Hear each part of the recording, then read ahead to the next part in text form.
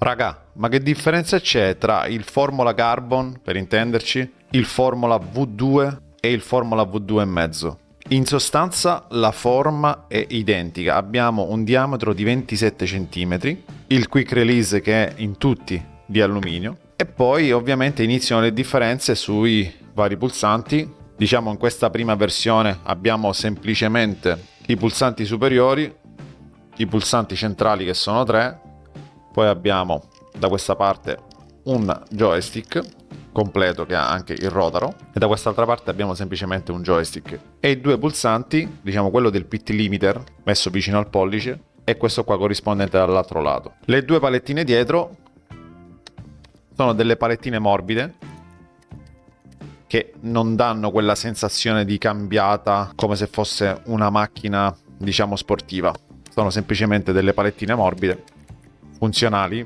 Anzi, devo dire che io mi trovo bene proprio perché sono morbide. Se poi andiamo a vedere invece la versione questa qui, la versione V2 con le palette Podium Advanced Paddle, qui la storia cambia perché qui diciamo abbiamo un volante super completo. Volante super completo perché oltre ad avere i tasti che aveva anche la prima versione, cerchiamo di metterli a confronto uno accanto all'altro, ma poi faremo anche le riprese B-roll, hanno dei selettori per le diverse modalità di utilizzo anche della doppia frizione, hanno dei rotari qui vicino sotto i pollici, quindi facilmente raggiungibili mentre si guida, e poi hanno veramente una serie di altri pulsanti che quasi stanno diventando troppi. Ovviamente su un volante i pulsanti non sono mai troppi, ragazzi. Il mio problema principale è che avendo le mani veramente grandi, guardate, non so se si riesce a capire, diciamo la parte posteriore con solamente la levetta piccola mi sta bene, la parte posteriore con le palette con la doppia frizione già comincia a diventare complicato perché non riesco più a muovermi, non trovo più lo spazio perché qui ovviamente lo spazio è ridotto. Quindi per esempio valutate anche se avete delle mani grandi, già la corona è piccola, è una corona da 27 e figuratevi se andate a mettere anche l'Advanced Podium Paddle diventa veramente risicato lo spazio per muoversi bene. C'è anche chi mi ha chiesto se c'è differenza tra una versione V2 e V2 e mezzo. Ora, a prescindere che ci sono delle versioni che sono dedicate a PlayStation e a Xbox, a livello di compatibilità, la differenza sostanziale fra V2 e V2 e mezzo sta semplicemente nelle palette posteriori. La V2 diciamo ha delle palette originali che sono tipo la prima versione di questa Formula Carbon, forse leggermente migliorata. La V2 e mezzo ha delle palette che sono un pochino più grandi e magnetiche. Però quando si vanno a sostituire diciamo sulla V2 le palette e andiamo a installare delle palette avanzate, allora andiamo ad allineare la V2 diciamo anche alla V2 e mezzo, perché meglio di così non si può fare. Cioè questo è il massimo che si può fare su un volante Fanatec, ok? Se proprio vogliamo essere puntigliosi, adesso Fanatec ti vende il QR2, quindi il massimo sarebbe aggiornare anche il QR, che significa Quick Release, dalla versione QR1 alla versione QR2. Anche se devo dire, raga, cioè che non è una spesa necessaria, perché anche questo QR di alluminio così, ricavato penso dal pieno, è veramente figo, ma figo. In sostanza, tra questi due volanti, quale vi consiglio?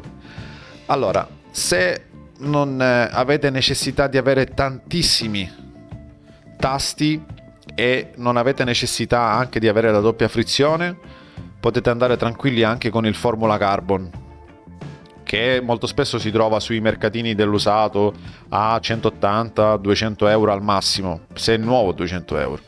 Pochi tasti, più leggero, di poco ma più leggero, però si sente tanto la mancanza della doppia frizione, che purtroppo non si può aggiungere. Ho provato ovviamente a smontarlo, la schedina interna non accetta diciamo la doppia frizione, quindi è proprio fisicamente impossibile montarlo. Mentre se avete bisogno ovviamente di un volante completo che comprate una volta e ve ne dimenticate, perché di solito poi si va a sostituire un volante perché diciamo uno non si trova a livello di pulsanti, di disposizione dei pulsanti, manca questo, manca quell'altro, diciamo questo è il massimo che potete avere da Fanatec, V2 o V2,5 con l'aggiunta della doppia frizione e delle palette magnetiche, e diciamo che questo qua è una configurazione che per chi usa Fanatec è una configurazione senza compromessi. Ovviamente si parla delle differenze tra questi due, non possiamo entrare in merito di volante tondi perché io al momento utilizzo volanti formula. Dove sta però l'inghippo? Questo costa di più, aggiungendo le palette costa ancora di più, aggiungendo il quick release costa ancora di più, però cambia tutto.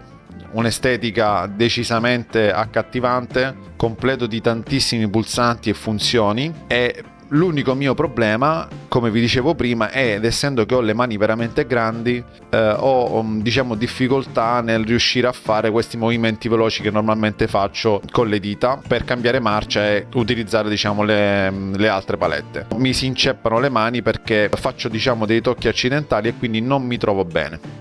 Beh ragazzi, io spero che con questa chiacchierata ho risolto magari i dubbi che qualcuno poteva avere qualora volesse acquistare un volante Fanatec V2 di seconda mano, V2,5 nuovo, anche questo Formula Carbon di seconda mano, perché nuovo questo ormai non lo fanno più. E quindi ragazzi, spero che questo video chiacchiera su questi due volanti vi sia stato utile, e noi come sempre ci vediamo in pista.